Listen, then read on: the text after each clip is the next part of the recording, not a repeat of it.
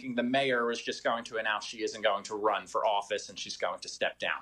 They're cleaning up in Mississippi because of violent storms that happened over the last couple of days, including tornadoes. North Carolina set a new tourism spending record in 2025. Whit Tuttle is executive director of Visit NC and tells NCN News mountain areas are still recovering. Visitor spending's up to about 80% of what it was before. So there's been a lot of great recovery stories. Just about every place out there is visitor ready, visitor friendly, but we still haven't seen the traffic come back the way we would like it to be. While it's a time for celebration, the job market may present some early challenges for new grads. At UNC Wilmington, senior Omari Harvey is working hard to get a job. He tells WWAY. It's a little tricky because they're looking for a specific type of person, and it's hard to fill entry-level roles when you need like 3+ years. You're listening to NCN News.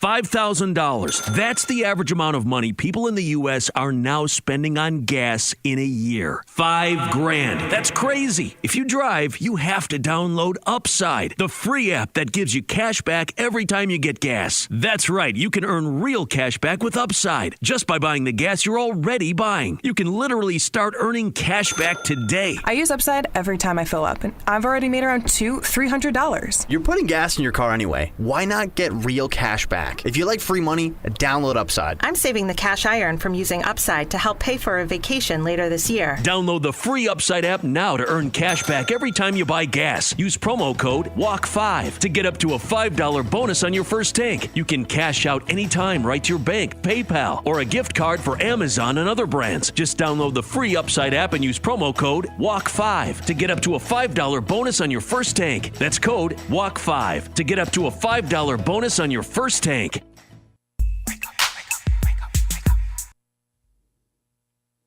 I'm Jamie Monticelli, WIDU Radio News.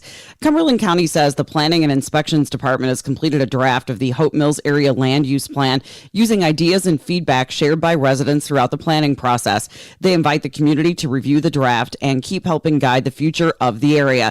To provide clarity, check out a map of the Hope Mills area boundary to see what's included in the study area. And there's a draft review session next week, Thursday, May 14th, 4 until 7 p.m. at the Hope Mills Parks and Recreation Center. Members of the Cumberland County Sheriff's Office and Police Department for Fayetteville proudly received the Flame of Hope from the Hope Mills Police Department as part of the Law Enforcement Torch Run for Special Olympics North Carolina. Runners began the route at J.P. Riddle Stadium, made a stop at the Cumberland County Sheriff's Office, and completed the run at the Fayetteville Police Department. They thank everyone who participated in the run, supported, and cheered on the runners along the way. From WIDU Radio, I'm Jamie Monticelli. Good Friday morning. We start your day with clearing skies and temperatures in the upper 40s to around 50 degrees. We'll have lots of sunshine by this afternoon, and highs will be comfortable, reaching the low 70s. We're then partly cloudy overnight and through Saturday morning. Temperatures drop to the low to mid 50s. We'll be mostly sunny to partly cloudy for your Saturday afternoon. Highs reach the mid to upper 70s. Some isolated showers are possible. I'm meteorologist Grant Skinner in the NCN Weather Center.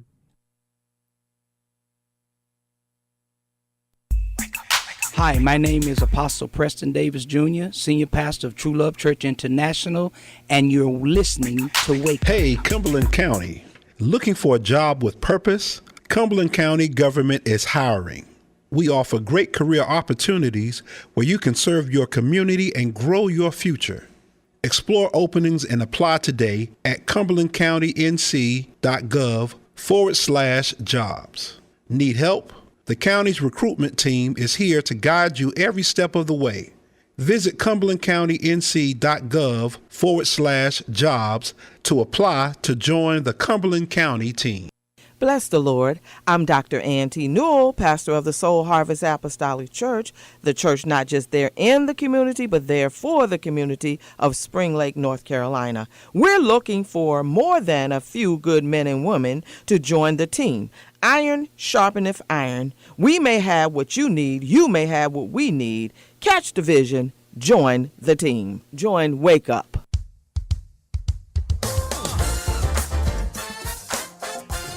I'm attorney Alan Rogers of the Rogers Law Firm. and I stand on the strong moral principles of my parents, the late Bishop Zach Rogers Jr. and First Lady Mary Rogers. I've practiced law for over 30 years, serving this community and surrounding communities from Cumberland County, Scotland County, and throughout North Carolina. We have a proven track record of putting 12 in the box, trying our cases, and bringing home victories.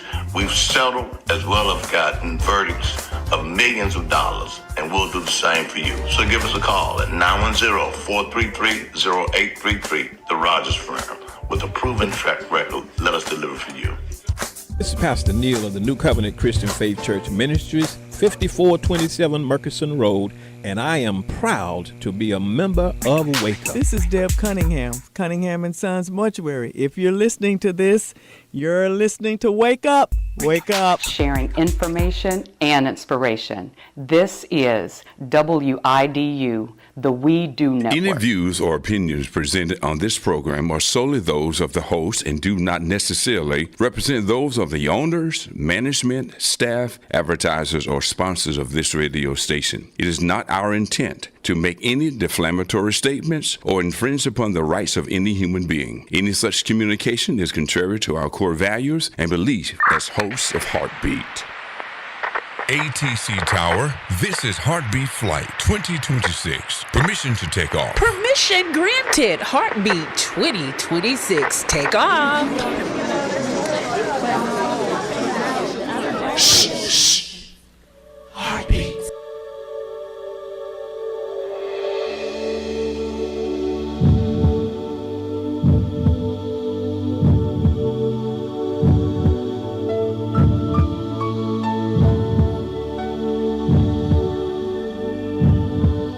Listening to Heartbeat.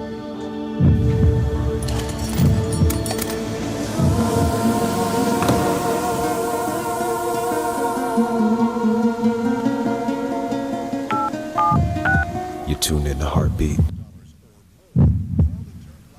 Heartbeat. Heartbeat. Heartbeat. You're listening to Heartbeat.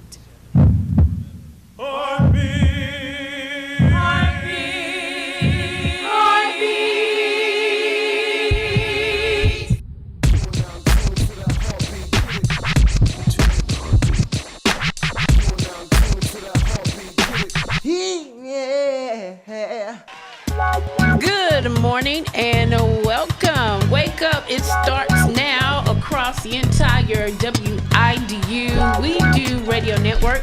Also, we're streaming live on Facebook and YouTube. Our live viewers, be sure to like, share, and comment. And yep, the gents are here. We have one that's out on assignment. He gives his best today. He wishes you all to have a great weekend, and he reminds you to join every Friday at 10 on WIDU for Heartbeat Radio Talk Show. They allow phone calls. Yep. Call in and chat for a spell with the gents at 910-483-6111. Let's see what the gents have in store for us on today for Heartbeat Radio Talk Show in the midst of Wake Up. Let us enjoy, let us bask in the ambiance of true greatness. Eye Candy is in the building. For Heartbeat Radio Talk Show, we have Senior Pastor Ron Godboat. We have the coach of the crew, Minister Tony Billingsley. Good morning, the gents. Good morning, Heartbeat family. We're ready for you. We're ready for Heartbeat Radio Talk Show. It's on you, gents. Take it away. Well, thank you very much, Miss Tammy. I'm Dr. Ron Godboat. And I'm Tony Billingsley. And we're a part of Heartbeat, and Bishop John Godboat's out, but we're here. And we hope that you will tune in, call in, and check up on us, and let's have a little conversation today. But let me make an announcement before we get started. We do have Grief Share at One Church Covenant Fellowship, and we have an online session that begins June 3rd through August 19th. And that time it runs from 9 to 10:30. That's on Saturdays. And then we have the regular Grief Share on Wednesdays at the church. The next session will start up June 3rd and run through August 19th. Now you don't have to make every session. You don't have to feel like you got to be there. And if you miss one time, we're gonna put you out. Don't do that. Just come on in Fit in, get in where you fit in, and stay as long as you can. They're very flexible. Just want you to get something out of it. I guarantee you won't be there a few minutes. You'll get something out of what's being shared. Absolutely. Absolutely. Attend Grief Share. If you know someone that's grieving the loss of a loved one, or you yourself might be grieving the loss of a loved one, it's no shame in getting help and assistance. And Grief Share is designed to assist you through that process. You'll learn quite a bit about yourself and the grieving process and how to navigate it and how to navigate life, period. And if you have questions, call the church at 910-323-8889, and just there's an extension there for Grief Share, and they put your information there, and we'll see what we can do to get you situated. And the church, of course, is located at 918 Person Street. If you're on the bus line, the bus drops off right there in front of the church. I just thought about that. You can ride the bus over there. Yeah, so you know, you can get there. That'd be great. Okay, Brother Tony, what we're talking about here, the first off? Oh, well, we had quite a few things we want to put on the table today. We want to talk about the White House Correspondents' Dinner shooting and the investigation and updates on that. On April the 25th, the White House Correspondents' Dinner in Washington, D.C.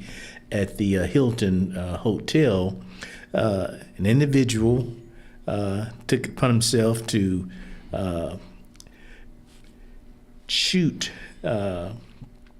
try to assassinate the President of the United States, and to cause bodily harm to members of his administration. It looks like that was his intent, according to the FBI press release and what Wikipedia is reporting regarding this particular incident.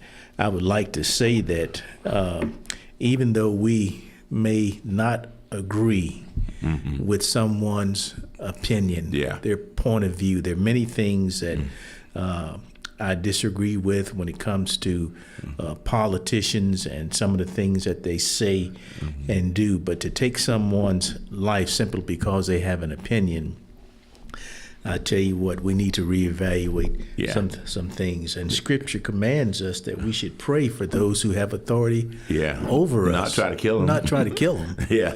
Absolutely. Yeah. And sometimes you think you might want to kill them, but that's not. Vengeance is the Lord's doing. It's the Lord's. Yeah, it's not yours. That's not your area.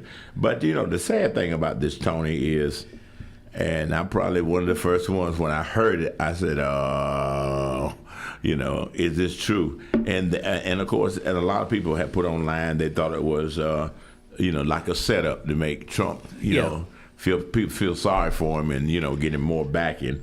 But most of this coming out that it was pretty true. I mean, the facts. They even got the video that showed the guy just busting through security. But it's sad.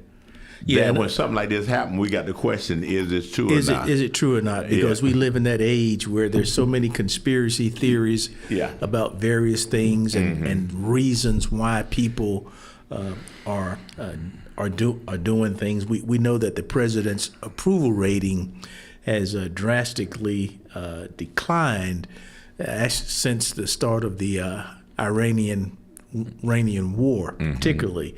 But there's no reason to take violent action against him. There are other ways that we can go about doing things. One, we need to get out and vote. We could talk about that for the rest of the show. I know about people not voting.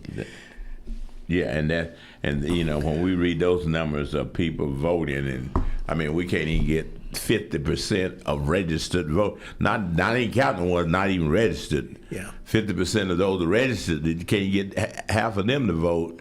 It's a sad. We don't understand, or we don't want to understand how the system works. If you want to make change, you got to make change through the power you have, and one of the power you have is vote. That's why the civil rights movement was so important because they didn't have no right to vote. They couldn't say nothing about whatever the laws they passed. So that's why Martin Luther King and all of them let the dogs attack them, let get shot down with water hoses, get beaten for this right that we have to vote. And so many people are still not voting.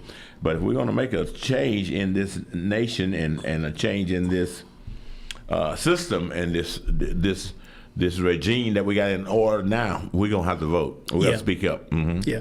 I believe in the Second Amendment. I believe in people's right to bear arms. I've been a sportsman at one time. Love hunting. Love fishing, and the Second Amendment gives us the right to bear arms and have access to firearms. But we definitely need to do something in this nation. Yeah, we do. About how people are able to acquire firearms and the legality and the morality and ethics of certain individuals having access to firearms. Yeah. This particular individual, Cole Thomas Allen, 31-year-old individual, obtained firearms legally. He was armed not only with a shotgun, he had a 38 semi-automatic pistol and several knives. So his intent was to do bodily harm, and it's coming out in the FBI investigation that this was a premeditated event.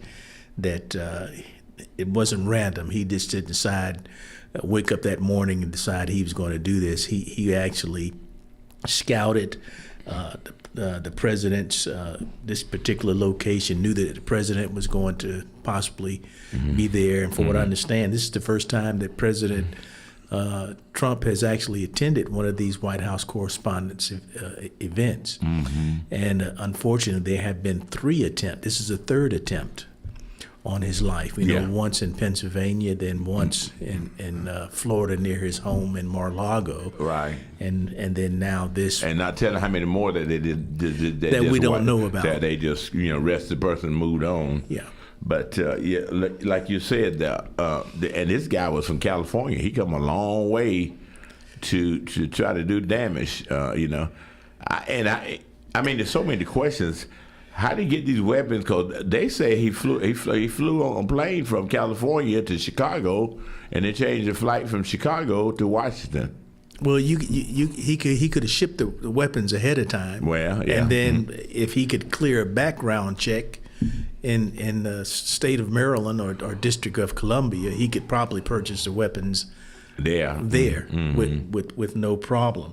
The thing that concerned me is that this particular event is an annual event, and many commanders in chief have attended this, and but the security, the FBI is reporting that security measures were in place, but for an event where you had the president, the vice president, both of them there.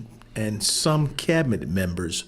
So it should have been he shouldn't have got it past the grounds. Yeah, from what it's looking like, according to the FBI news release, and I went to their website to look at their news release. They're saying that this individual possibly had acquired a room in the hotel. Yeah. And I think it was the Hilton. I read that. And so, if there's going to be an event where government officials are at a particular location, particularly a hotel, then maybe something needs to be looked at as to who we allow to get services.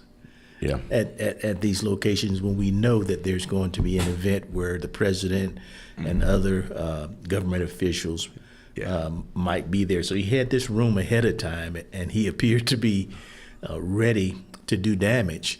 And knowing he ran past the the security point, and actually they're indicating that and there's some controversy as to whether or not he actually fired at one of the Secret Service members, because one of the Secret Service members was actually hit by a round. I think it was on his vest, though, right? Yeah, he was fortunately wearing a protective vest and hit a vest. He was taken to the hospital, but later on released. But again, I say when we have these political ideas and we disagree with somebody, and we have to take it to that level. And then, as you say, now we have anybody. It appears almost anybody can get a weapon for anybody. I look at some of the laws that we're trying to pass right here in the state of North Carolina to allow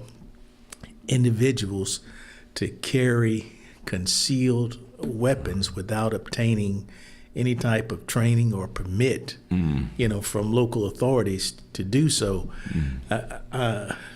It makes me have concern about people, our legislators, and the laws that they're passing. That's the truth. And look like we don't want this gun thing. We've been dealing with this and a few small voices. I mean, they even shut Obama down on this. Getting some gun control, even when those kids got killed up in Connecticut, you thought, sure, we'll do something about, making sure. And I'm not against people that having guns; they want to have them. But I think people that's got mental challenges that we know and as documented that they're, got schizophrenia, depression, or whatever, they shouldn't be allowed to have a weapon, because that's a sign that they can do something that harms someone. Though they got a criminal record, these kind of things has got to be a red flag, and we just can't keep ignoring it and letting innocent people lives be lost, all because we think somebody trying to take our rights, and it just don't make any sense. And as close as he got to this, if it was one of those terrorists that they don't mind losing their life in the process, they'd have ran there with a bomb on them and would have blown up everything, because that was one of the concerns. Because that's too close. Of the security personnel there was whether or not he did have a bomb strapped to his person. Unfortunately, he did not. But like I say, I'm looking at the weapons posted on the FBI website, and he had a handgun, .38 automatic. He had a shotgun, and he had 6 knives. So his intent was to do bodily harm to as many people as he could. Use everything he got on. Yeah. And from right now, what they're seeing is background. This was an educated individual. Who had at least had some college or possibly a college degree or a couple college degrees. He just didn't agree with Mr. Trump's and his administration's political views, so he decided he wanted to try to do something about that. Unfortunately, I didn't get this talk. What race is Easy? They're not saying officially what his race is when you looked at him. Because I'm just saying the picture of him, he seems to be of mixed mixed ethnic background. Yeah, I'll put it that way. So I have no idea what, and it didn't say I what race he was. Or his political persuasion. I guarantee you he's not black, because he didn't get shot. He got tackled. Well, I think they did. They responded with gunfire. He was not hit, according to the FBI report. The Secret Service agents on duty and the other law enforcement on duty, they did return. They shot back at him. They shot at him once a shot was fired. Yeah. And looking at the photograph of him, like I say, he may be of mixed ethnic background. They don't say what his race is. Yeah.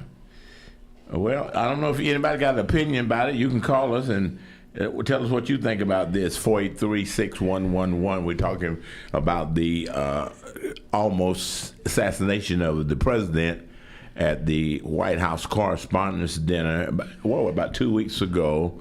And this guy come all the way from California. So he came with his mind made up, already had him a hotel room there next to the ballroom, and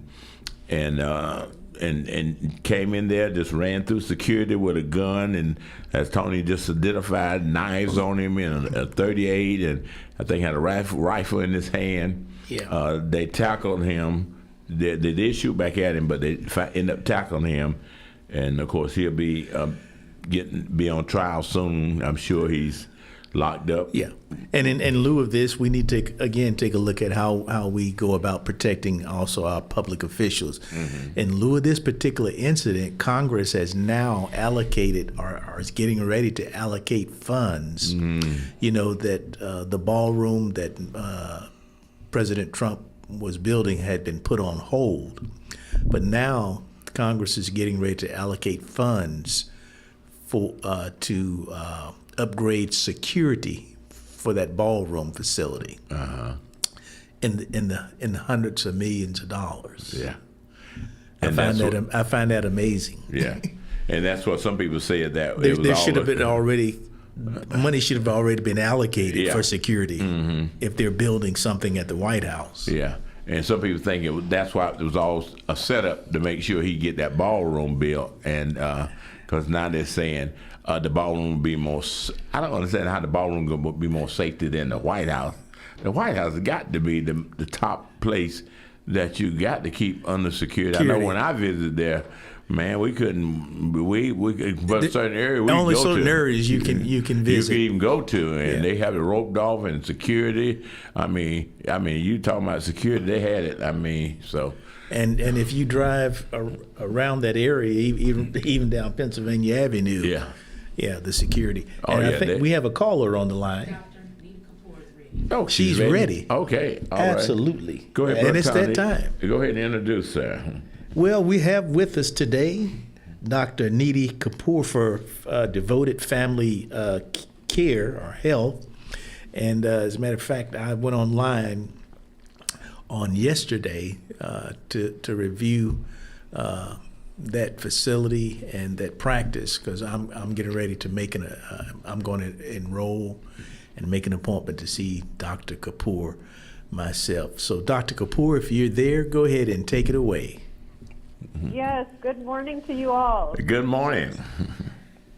So I'm happy to hear that you may join the clinic, but I always tell my patients, rather than me being your own best doctor, you are your own best doctor. So It starts with you first. Mm-hmm. So today's health tip is pretty simple. It's a simple thing that you can do for your metabolism, to make your metabolism better. Mm. And it's simply to start walking after meals. Wow. Now, this is something that many other countries do, and I remember watching my grandpa. I grew up in Toronto, Canada, and so much of the year it's very cold outside. But when he used to come and visit on the weekends, after dinner, he always used to walk in our foyer. He would just walk, hands behind his back for 15, 20 minutes, and I always just remember seeing him do that. Now, research has shown that even a brief 10 to 15-minute walk after eating can significantly help with your blood sugar control. Especially when we eat carbohydrates, our blood sugar tends to rise a little more faster and a little more. And so if we remain sedentary, not moving, it means that our sugar will stay elevated longer in the bloodstream. But when we walk, our muscles immediately begin to start using that sugar for energy, and this helps to lower our blood sugar more efficiently. So particularly people with prediabetes, diabetes type 2, what we call insulin resistance, those trying to lose weight, but really just for everybody. When we walk after meals, we also improve our digestion, reduce our bloating, of course, support our heart health, and it sometimes will also prevent that afternoon energy crash that we see after lunch. But the other important thing is, I know some people get sort of tired immediately after dinner, and then they'll sort of slump onto the couch, and they'll wake up later and be like, oh my gosh, I just slept. And that really hinders our digestive process.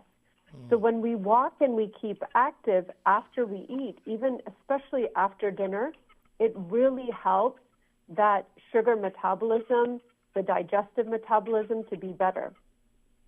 So the other important thing is you don't have to be intense in the walking.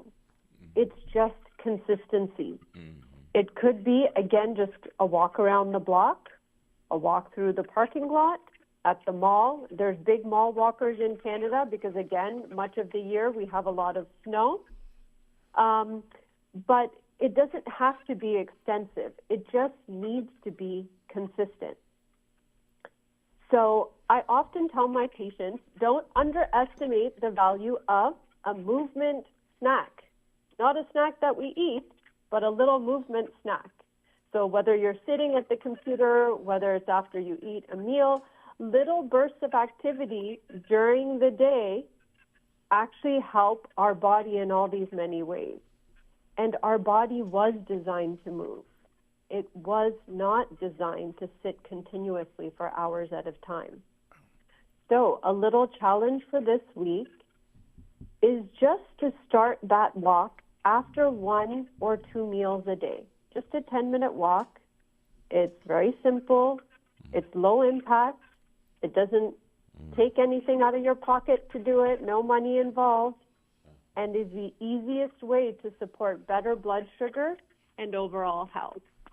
So that's the tip of the day, and it's a tip that you need to be consistent with and continue lifelong.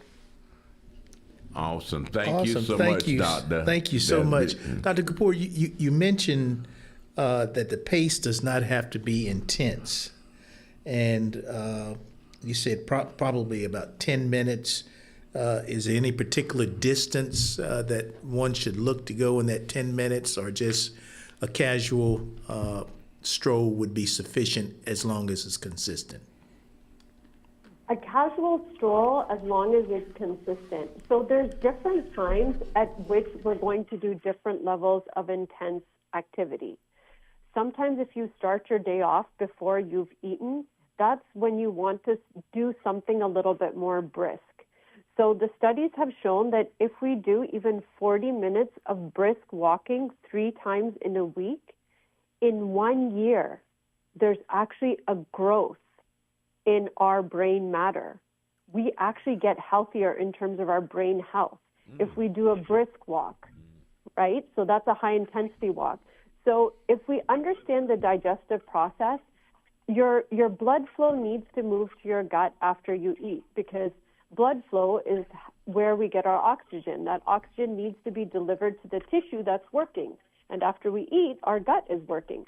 You don't want to do intense activity after you eat, because otherwise your muscles will ask for that blood flow. And the blood flow to your gut won't be as much. And that's where we need the blood flow to go, because we need our digestion to, digest our food. So it's the timing and the intensity is dependent upon when you've eaten. That's why after you eat, it's just a gentle walk. 10, 15 minutes, everybody at their own pace. You're just kind of relaxing. You're helping the food to move down. You're not asking the blood flow to go to your muscles in a large amount, because we don't want to deflect from, what we call splanchnic blood flow, or blood flow to the gut, because we need it for the digestion. But what we want to do is just not be sedentary. We want to help that blood sugar process without taking away too much of that blood flow. So no, it doesn't matter how far you go. It just matters at your own pace, that you just move. And like I said, in Vancouver, which is on the California side of Canada, there are huge walking communities in the evening. You'll see people out, and a good chunk of the city will just be in the parks, just strolling after dinner. And instead of turning on the TV and sitting down, which you can do after 20 minutes or half an hour, go for a walk first. We are very blessed in North Carolina. We have beautiful, wonderful weather most of the year round, and the evening time is really a great time to get out for that walk. Thank you once again. Could you briefly share your contact information for our listening audience? Sure. So the practice name is Devoted Family Practice, and we are getting to the point where we're brimming to a full, but you can just Google it, Devoted Family Practice in Fayetteville. And I would suggest that everybody check out the website first, because I am set up a little bit differently than the other clinics in town. And if you look at the website and you still need more information, the phone number is 910-302-6529. Thank you so much. Great information, and I think we need to start putting that into practice, Dr. Ron. What do you think? I think so. Definitely. Yeah, I think we can do 10. I got a bad habit of laying down after sitting down. Say I'm gonna lay back and relax. I'm doing it definitely wrong. So I think we can spare 10 minutes. Yeah, I think we can walk over. Yeah, and like she said, her father just walked around the house because it was cold outside. Just walk through the foyer. I mean, that is so awesome. Makes sense to me. Yeah, it makes sense. Yeah. Yeah. Let's do it. Did you know? I often say emotion is the body's lotion.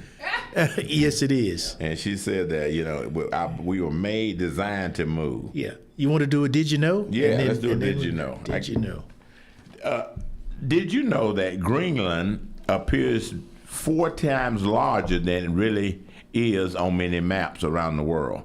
This is because many maps still rely on a method developed in 1569. So when you look at Greenland, think about it's probably 14 times size it is as you look on the map. Yeah. That's a big place, isn't it? It's a big place. Mm-hmm. Did you know when we say the term as American as apple pie, it might be a misnomer. Yeah. Apple pie is not American at all. Neither are apples. Apples originally came from Asia. The only variety that was in that was in America before the Europeans arrived was the crab apple, which is a very small apple. But apples that we see in our grocery stores and that are in apple pies now came from Asia, and the first recorded recipe for apple pie was actually in Europe. Okay. And not America. Not America. Mm-hmm. Well, but if you have your slice of apple pie, remember to walk 10 minutes. Yeah, dude. Don't forget to walk after you get through eating. That's right. That's right. Well, Tony, we're going to close out. Our kids are getting ready to do testing. It's that time of year. Colleges are already closing down, and I come to my favorite state today. I think they had graduation this weekend. They got something going on today. Yeah, they have graduation, actually. Graduation today for the graduate programs. Okay. Mm-hmm. And I think graduation for undergraduates is on tomorrow. Yeah, I got a cousin coming in town for his granddaughter graduating. Yeah. Yeah. So, but as our students in high school, elementary, middle school, they're doing a lot of testing, integrate testing. And so we thought about telling parents maybe we can help y'all, some things to kind of help your children get through this testing. It can be sometimes stressful for kids because, they kind of put pressure on them to do good. You want them to do good, and the teachers want them to do real good because the teachers get graded according to how the scores are. But you don't want to put too much pressure on the kids. And one of the things you want to avoid doing is cramming. Don't have kids up studying all night long or just just putting a lot of pressure on them. But try to, it's all right to do a little use flashcards or practice some questions and, give them some testing tips, but avoid trying to get them to learn and remember this and, and quote this and that kind of thing. You want to make it fun, but at the same time kind of stimulating them to get ready for the test. Yeah, one of the things you said at the very beginning is do what you can to relieve the stress and the anxiety of taking a test. Testing is just part of life. Yeah. And many of our students experience that starting, as you say, here in Cumberland County in the 3rd grade, all the way through high school, there's going to be some type of testing involved. And you need to prepare for that ahead of time.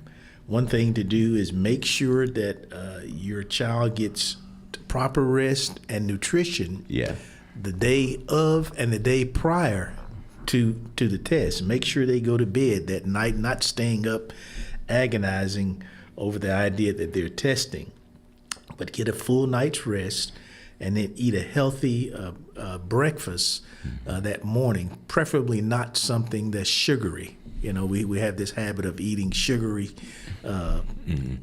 cereal first thing in the morning, and that's probably not a good practice, because what's going to happen is about an hour or two after you eat that sugary, you're going to have a crash down, and that's not what you need during Texas. The teachers are already practicing and reviewing with students, so that's something that's taken care of at the school level, but you can also help the students at home.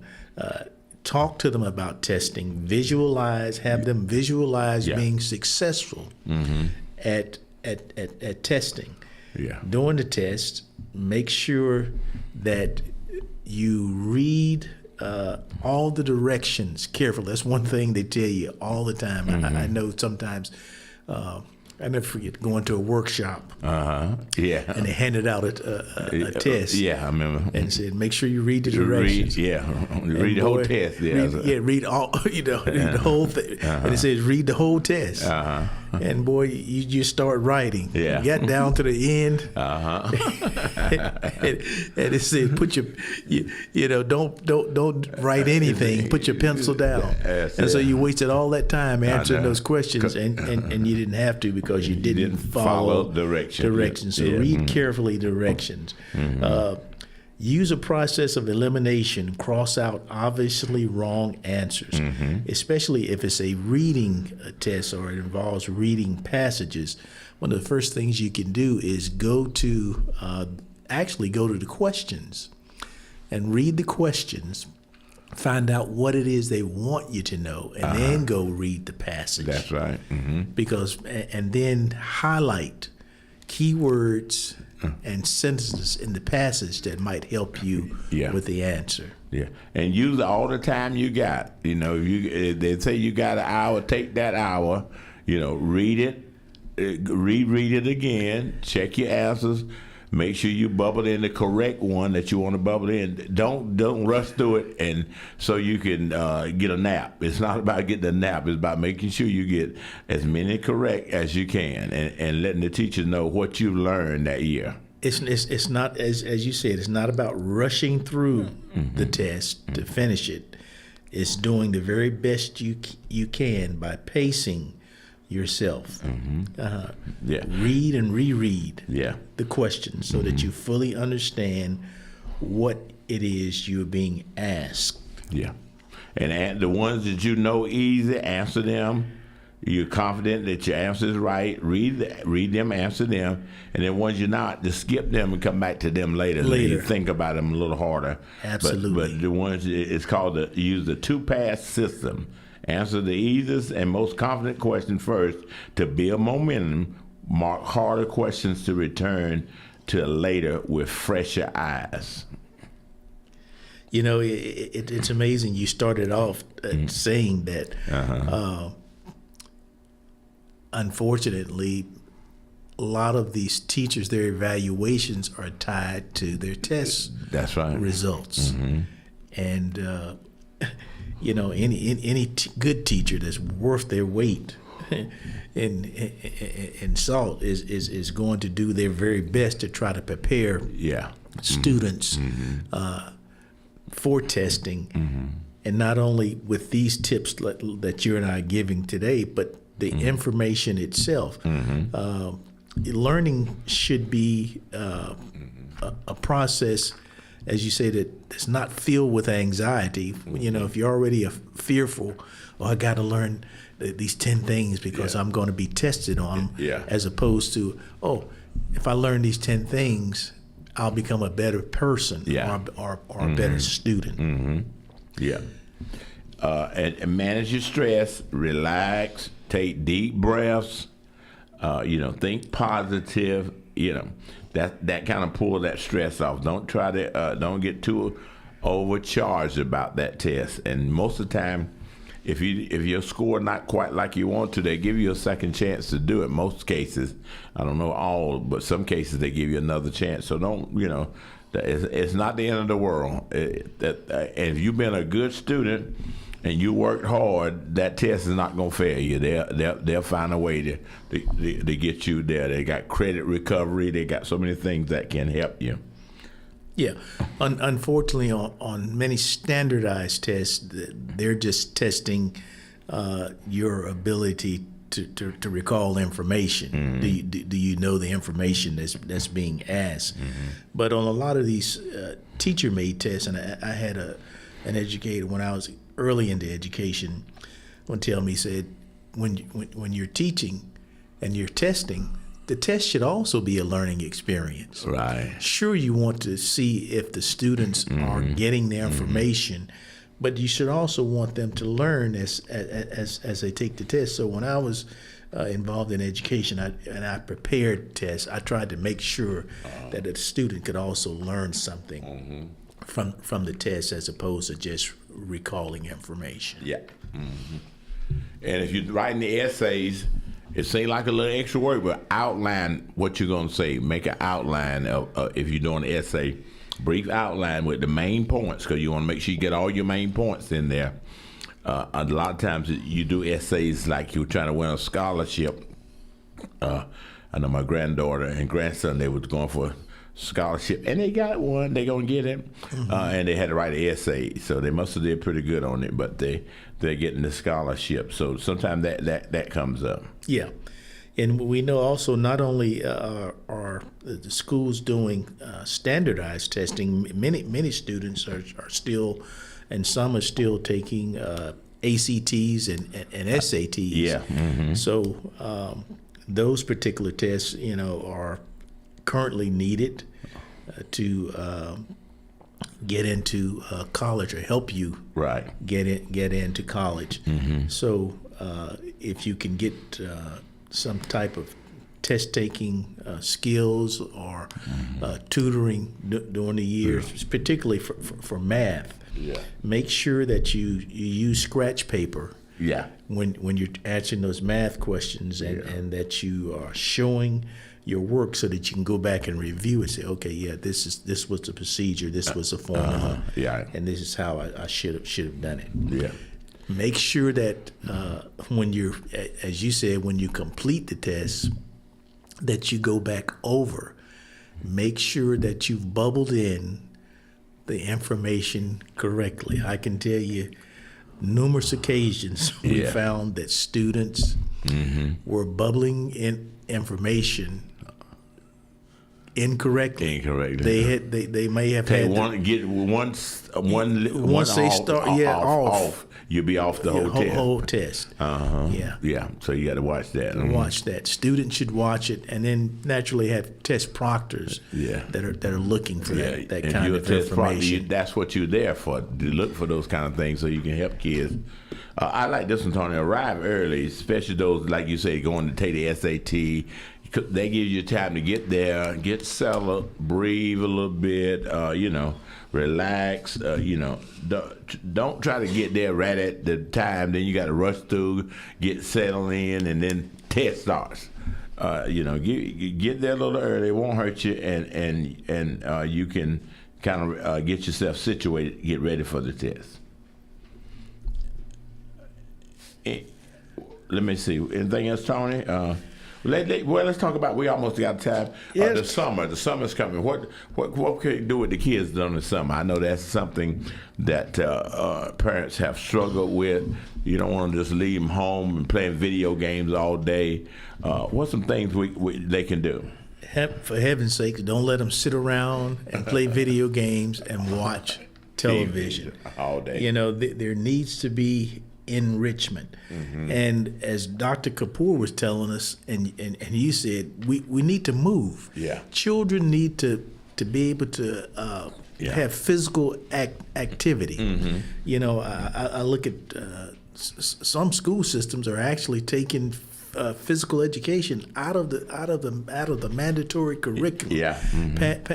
Past middle school, they're not requiring physical education anymore, which I think is a travesty. Yeah. Because young people need to be able to move. It stimulates the mind, but yet get your children enrolled in some type of enrichment program. Yeah. We know that we're fortunate here in Cumberland County that we have Methodist College and we have Fayetteville State University, and they have enrichment programs every year. Yeah. You just have to call out there and find out which ones are available and which ones might be beneficial to your child. One of the things that I've done is the planetarium here. They have some excellent programs that you can take your child to for minimal cost. And sometimes the presentation may be free. Yeah, I know. It's when I was of course teaching. I wasn't working in the summertime, and me and my daughters would be off. We each day we'd go visit somewhere. We went to the Airborne Museum. We went to the Cape Fear Museum, and so many places you could go. And I went to the library. They had got library cards, checked out some books. I mean, especially if you're there as an adult, you can kind of make sure they do that. But if you're not there, you might, find something they can do on that computer other than, chat. And GP chat and all stuff. There's some enrichment programs they can do on there. Absolutely. Yeah. There, as you say, there are many online programs that they can do. Public library. Is an awesome resource for giving your child activities during the summer and enrichment. One thing children really need to do is read. Yeah.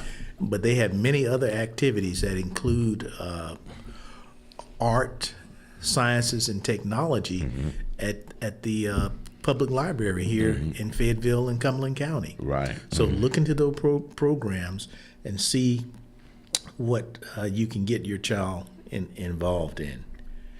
And if you got a babysitter that's there and they can drive, tell them take them to the library. That's part of the schedule.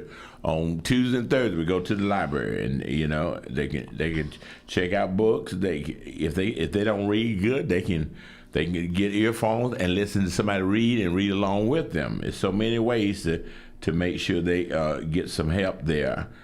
You don't want them to just be sit around and be idle and do nothing all summer long. Yeah, recreation programs. Yes, right here.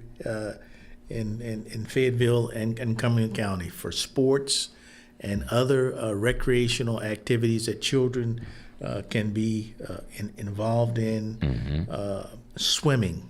Unfortunately, every summer we're going to hear of a tragedy of some child going to the beach, to the lake, or somewhere and not returning because they didn't know how to be safe around water. And stay away from them creeks and those places that definitely it's bad enough they go to the beach or to a lake, but these little creeks, these little holes in in between two rocks, you don't know what's down there. You don't know what you're getting yourself into. No, the North Carolina Department of Wildlife has educational programs during the summer that teach children how to fish.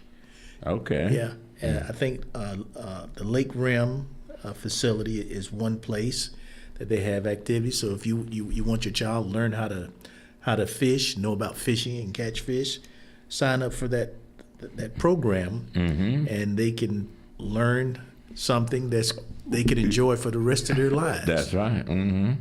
Yeah. Of course, puzzles work good. Give them some puzzles to work on. Card games. There's some teaching in there. Charades. Different things like that. Kind of keep the mind moving and keep the kids active. Well, I think we've probably covered pretty much of what they need to do for the summer and for test taking. Well, Dr. Ron, I heard something yesterday. I wanted your opinion on this.